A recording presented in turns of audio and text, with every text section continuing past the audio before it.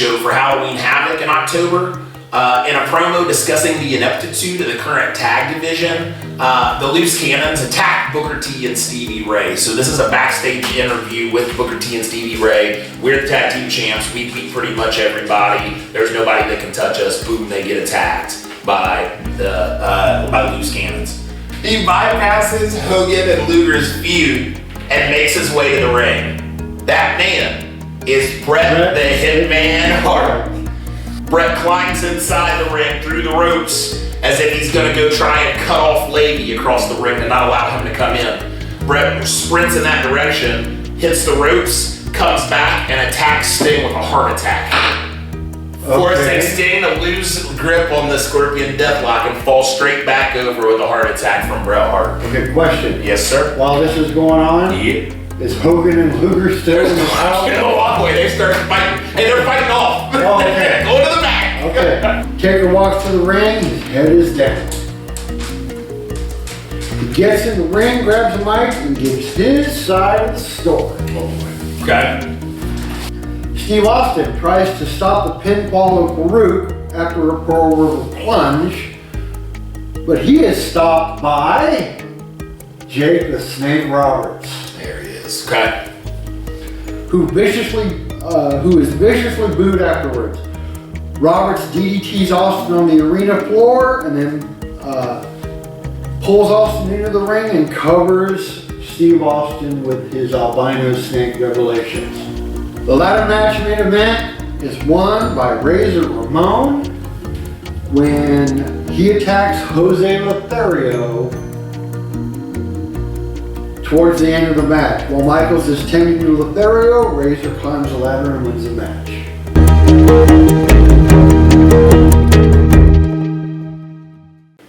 Raw after Survivor Series. Got it. Mankind comes to the ring with Paul Bearer. Mankind gives the following promo. Kane is alive, and he told me exactly what happened. Kane was not the one playing with the matches. It was Undertaker. Undertaker set the house on fire, and it was no accident. Okay. Kane was badly burned in the fire, but he managed to get out of the house through the back door. He was rushed to the hospital and was given skin grafts to replace his badly burned skin. Kane remained in a coma for several years. He awakened from that coma a few months ago. He was watching Monday Night Raw one night in his hospital room, saw Undertaker on the TV and shouted, "Murderer!" The nurses taking care of Kane were able to contact Paul Bearer. Okay. Because Paul Bearer was an intern at the funeral parlor, Okay. so he would have been a guy that Undertaker's parents would have put as like a Contact point. emergency in case of emergency contact. Okay. Okay. So that's how we tie that together. Okay. Where was I? Paul Bearer was able to get Kane released from the hospital. Kane curses you, Undertaker. Kane wants to make sure he plays a role in your destruction. When you least expect it, Kane will come for his revenge. Okay, and then after that, there's an altercation in the back where Diesel and Helmsley are fighting. Okay, still at that. Gorilla Monsoon arrives because he's still president of the World Wrestling Federation at this point. Gorilla Monsoon arrives once the fight is broken up. He books the two in a last man standing match for In Your House 12. Yeah. There's a backstage promo by Jake Roberts. I have read the Bible. I have read Psalms. I have read John 3:16. And this is a call back to talk about your Psalms, talk about John 3:16, Austin 3:16. Yeah, the promo. So he goes, I have read the Bible, I have read Psalms, I read John 3:16. For God so loved the world that he gave his only begotten Son, that whosoever believeth in him should not perish but have everlasting life. Nowhere in any Bible have I ever seen Austin 3:16. Nowhere in any Bible have I ever read, I just whipped your ass. You, Steve Austin, have taken a sacred thing and turned it on its head. You've tried to turn it into something evil. I am here to extinguish that evil. By the grace of the Almighty, I will bring salvation. I will see the unholy go down in defeat. I will be shown the path to everlasting life.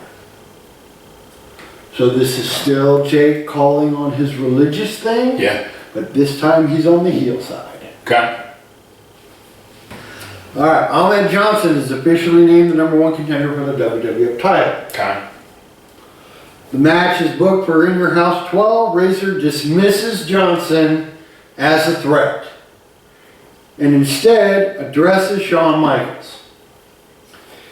He looks right into the camera and says, "Hey Shawn, how's your old buddy doing?"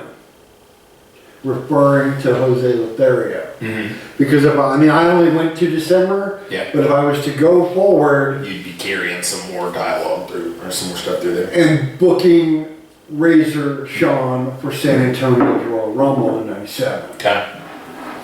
So the Raw shows for the rest of December. Oh, Christ, come on. Mankind shows pictures of a distorted figure in different stages of being bandaged due to being burned. Mankind says that this person is Kane. This is how Kane suffered. This is how Kane survived. This is Kane. Okay. In one Raw show, Helmsley interrupts a Diesel match with an attack. Helmsley knocks Diesel out with a chair shot and gives his own 10 count. Okay. The following week, the Go Home Raw for In Your House 12, Diesel attacks Helmsley as he's walking to the ring for a match. He beats Helmsley to a pulp, powerbombs Triple H on the floor, and then Diesel gives his own 10 count. Okay. It's announced, Jake Roberts continues to taunt Steve Austin with biblical references. On the Go Home Raw for In Your House 12, Steve Austin finally interrupts Jake. He rushes Jake, who's in the ring. Roberts manages to avoid the stunner and counters with a DDT. Nice. And he puts Revelations on Austin again. Love it. And it's announced that Shawn Michaels will get his return match for the WWF title in his hometown of San Antonio, Texas, during the main event for the 1997 Royal Rumble, and he will be at ringside for Razor Ramon and Ahmed Johnson. Okay. And we get to In Your House 12, this is going to wrap up my portion of the booking. Okay. There's no interaction between Undertaker, Mankind, or Paul Bearer on this show. It's all going to carry through To the next year. to the next year. Okay. Helmsley and Diesel have their last man standing match. They use anything that hasn't been nailed down as a weapon. Eventually Diesel is able to gain and sustain the advantage. They move towards the backstage area. Helmsley makes his comeback but can't sustain it due to the damage he's already suffered.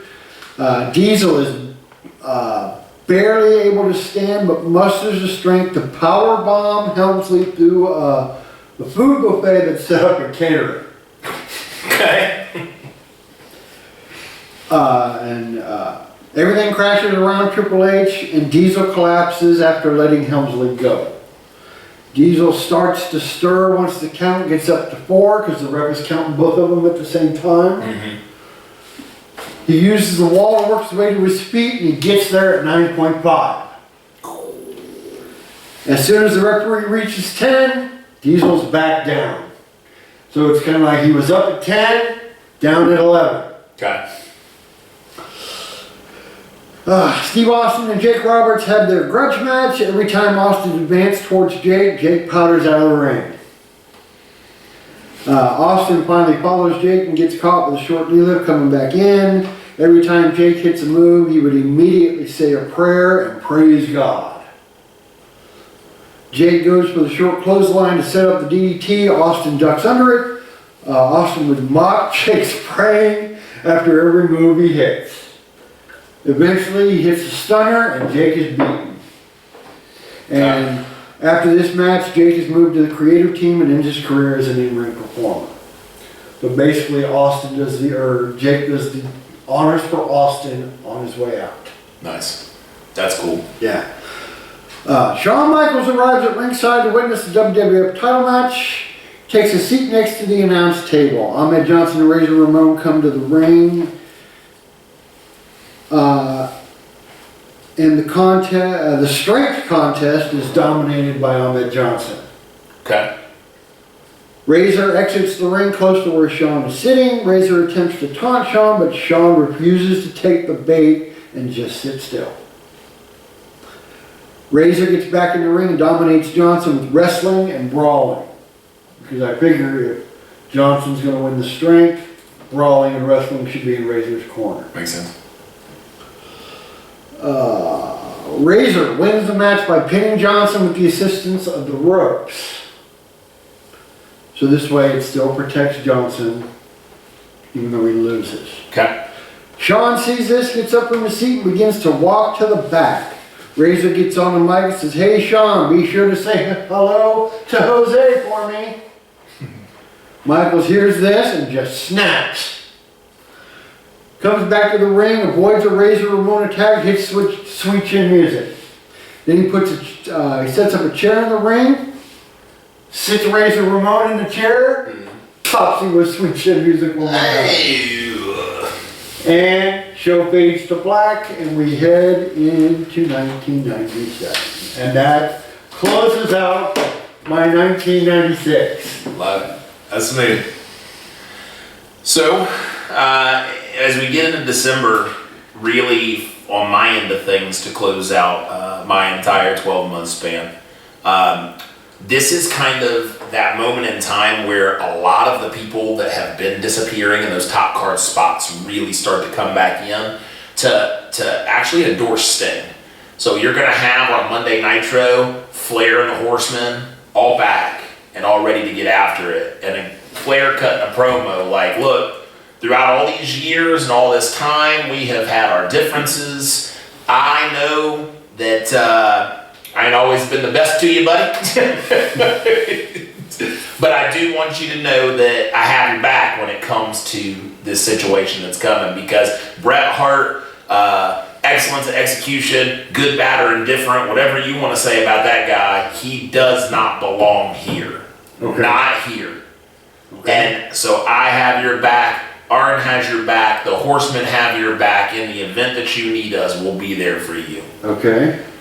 Harlem Heat does the exact same thing. Booker T promo from the back sometime during Nitro as we build up. And throughout this, there's promos, tons of promos of like the history of Sting, things showing Bret Hart, like talking about Bret Hart's accolades, talking about Bret Hart's family, really like, for those that don't know, if there's anyone, there shouldn't be, but if there is, just really like solidifying Bret Hart as a major, major threat. Like, yes, he's not from here, but his team has run roughshod over our entire locker room this entire year, and here is his pedigree. Here's why he says he's the best, because he comes from the dungeon. His father's Stu Hart. They've trained this many wrestlers. There are guys walking in this locker room that have been built and stretched in that dungeon.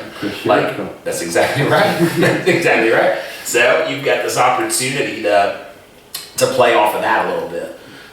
Additionally, I would like for them to, as they're showing some of those things, they probably get sued for it, but trying to at least mention some of what he was doing in WWF before he took off from there, because he had a very storied career in WWF. Don't think they would get sued for that? I think they would. I said that.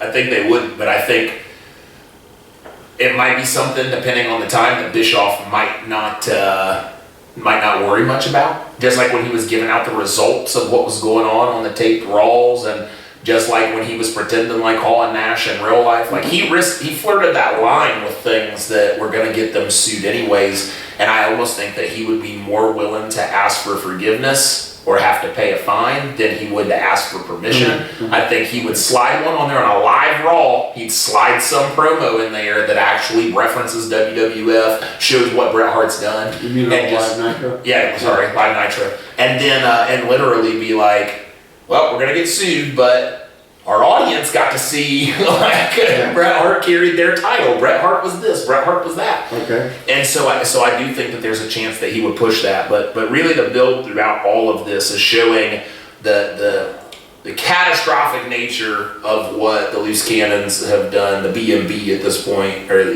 Best in the Business, what they have done leading up to this point throughout the year. So you get to look at Pillman, you get to look at Sting injuries, you get to look at Sting's redemption story coming back, and right when he was on the cusp of being the man, Bret Hart shows up and screws him out of that opportunity, and now he's back down. So now this is the big, this is his final big shot to get after it, culminating at Starrcade, our WrestleMania. The time comes now, and now he has an entire army of WCW locker room guys who have said, there's only 3 of them. You got 4 horsemen. You got 2 guys from Harlem Heat. WCW is going to stand up for ourselves, and we're not going to be taken advantage of. Okay. So, as we build into Starrcade, when it comes time for this match, before anything happens, they show behind the scenes, the back area of saying, hey, Flair, the guys, they're lining up the hallways, high-fiving Sting, let's get him, man. This is our opportunity to get it. We're here for you if you need it. Sting's like, all right, that feels good. I feel good about this. So Sting walks out, and he sees a guy in the front of, as he's walking down the ramp space, he sees a guy off to the left that looks familiar in the crowd, but it's a crowd and it's the biggest match of his life, so he's going out here to, get ready to wrestle for the WCW title. Notices the guy in the crowd and just kind of goes, keeps moving, gets into the ring. They have their match. Back and forth, super interesting. In the middle of the match, Sting is starting to slowly gain the upper hand, but every single time he does, Bret goes right back to that leg, because we know his leg's been beat up pretty bad. He's still nursing a little bit of an injury off of that. And again, this is Surfer Sting at this point, or not Surfer Sting, a blonde Sting face paint again. So Surfer Sting, yeah. Yeah, Surfer Sting had the dark hair, right? No. He was straight this blonde Sting? Yeah. Okay. So then Surfer Sting. So we got Surfer Sting, but he keeps getting that leg beat up. And so he'll battle back a little bit, he'll start doing sort of well, and he'll get pounded on a little bit more. Well, in the midst of this match, out come the Loose Cannons. Okay. Come down that midsection. The Horsemen come right behind them. All right, this is what we're going to do, if this is what we're going to do. So as the Loose Cannons get to the ring, they work their way around to the far side. So they're over here kind of standing on at the apron, pounding and trying to keep Bret going. Okay. And this is one of those, I imagine this being one of those 60-minute, real work rate matches. Okay. It's beautiful technique stuff, a very great story being told in it. But you can see every time Sting's almost there, he gets cut back down, and he climbs back again, and he gets cut back down. Okay. But now he's got his support here. And because of that as well, Harlem Heat come down, and they're like, now there's 6 of us. There's 2 of you over there. We dare you to do something. Okay. Dare you. When this happens, Pillman and Raven grab chairs, and they're standing there. There's 6 of you, but we got the equalizer. We're ready for this. So you can see this just brooding war on the outside of things. Sting begins to make a major comeback. As he begins to make that major comeback, he runs off the ropes. One of the Loose Cannons grabs his leg. It sets all hell to break loose. Boom. All 6 guys run over there to jump these 2. Okay. They're trying to get their chairs ready, and you got Chris Benoit chopping dudes.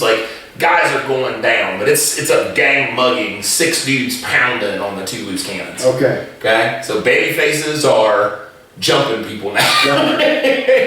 So they're putting the boots, stomping, pounding. That's certainly different then. And yeah, but it's nice because it's almost like they're finally getting their comeuppance. Yeah. You know, WCW's getting an opportunity, the whole locker room to like stand for themselves in the midst of this.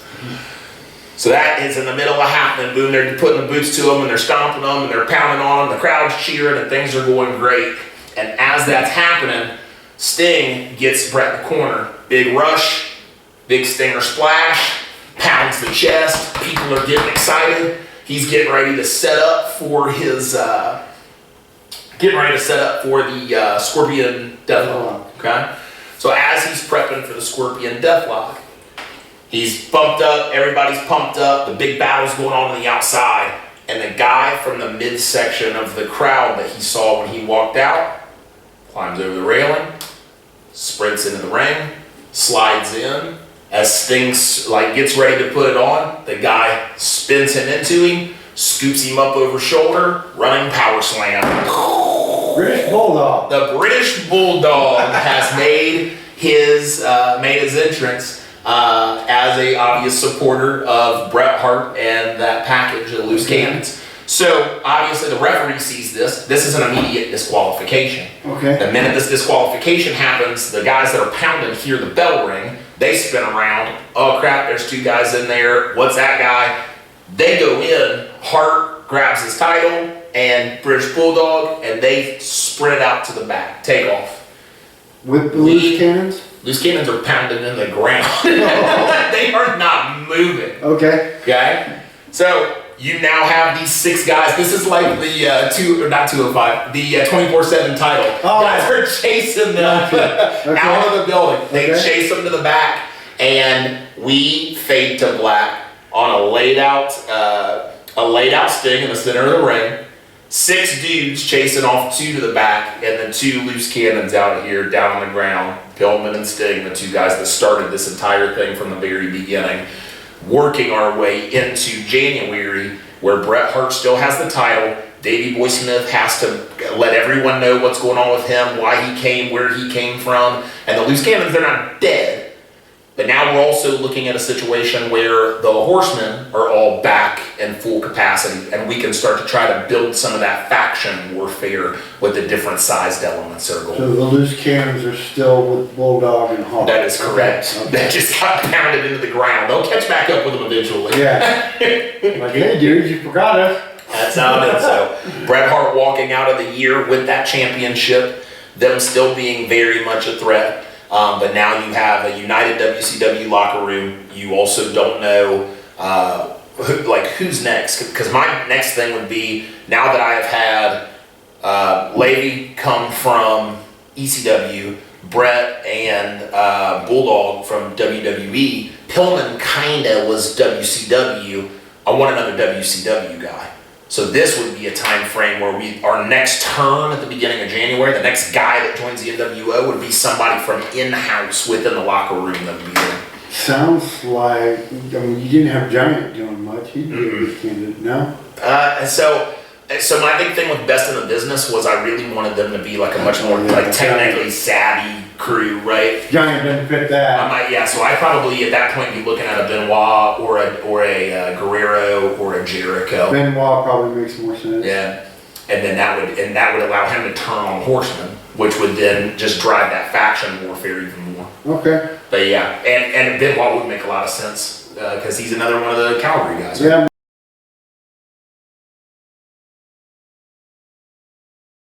Who do you feel like in your run was the most heavily impacted, positive or negative, based on the decision to keep around Razor and Diesel? Positive? Either way. Well, I'm going to give you both. Okay. Positive, definitely Hunter Hearst Helmsley. Yeah. He got to have a big old babyface run, didn't he? He got to have the babyface run, win King of the Ring. Yeah. In a program with Diesel. Yeah. Yeah. And most negatively affected, gotta be Austin. Yeah. I mean, yes, he still gets the Austin 316. Kind of disappeared though in the background. He did for a minute there, but we kind of brought him back towards the end. Yeah. Which would hopefully then be posturing him for that follow-up the next year. Yeah. So, I mean, and with Brett not in WWF, I don't know who they did a screw job with that turns McMahon into Mr. McMahon. Which drives the Steve Austin storyline in its entirety. Yeah, so I think definitely most negatively affected has to be Steve Austin. I see that. I don't think, I mean, I still think Austin becomes the Austin we all know and love. Yeah. It's just, he's got to get there a different way because what we've got going on definitely is not going to support the way Austin got That's right. big. Changes a lot. Yeah, so Diesel and Razor, yeah, if I'm Steve Austin, I'm like, Diesel and Razor, get the hell out of here.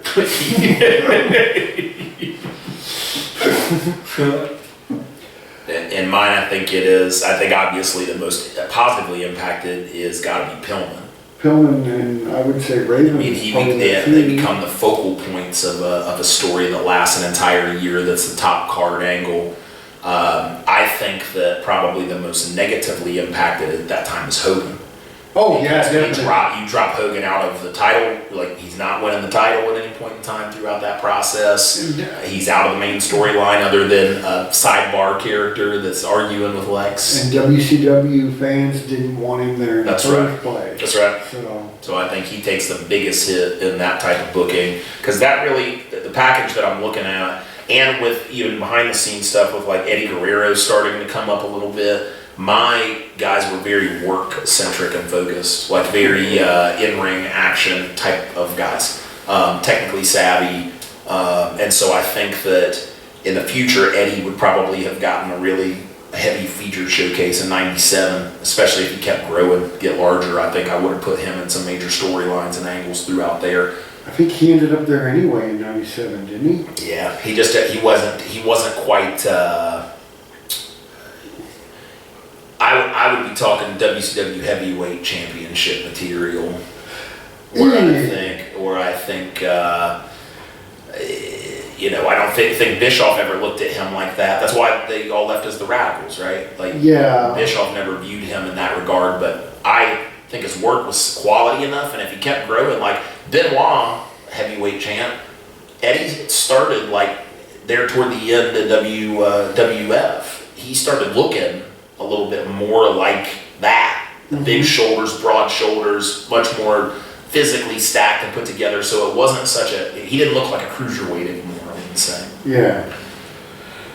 So I envision an Eddie that continues to grow like that, and I would have had no problem slapping the title on him in the future, slapping the title on Benoit in the future, because I like the work. And it got him out of, the cruiserweight space was kind of a death knell for everybody that was there. Like, there was never a shot for Dean Malenko to go anywhere else, even though he was a really skilled, talented guy. Well, he did end up with a U.S. title. So he did break away, but I was never a cruiserweight fan to begin with. Really? Yeah. It's like, if I missed the first half hour of a WCW pay-per-view when I was an adult, I thought, oh, well, I missed the cruiserweight match anyway. But anyway, that's how we see 1996 going. Absolutely. If Razor Ramon and Diesel had stayed in the WWF. And I think this is a good time to cut this thing and bring it to a close. I have been Steve, aka Vince McMahon. I have been Chad, aka Eric Bischoff. Easy E, caramel Kraken. E, the caramel Kraken. Wow. See, he's from Alabama, I'm from Ohio. In Alabama, they say caramel. In Ohio, we say caramel. But this is Steve, that's Chad, and we are out of here. Thanks, guys. See you later. See ya.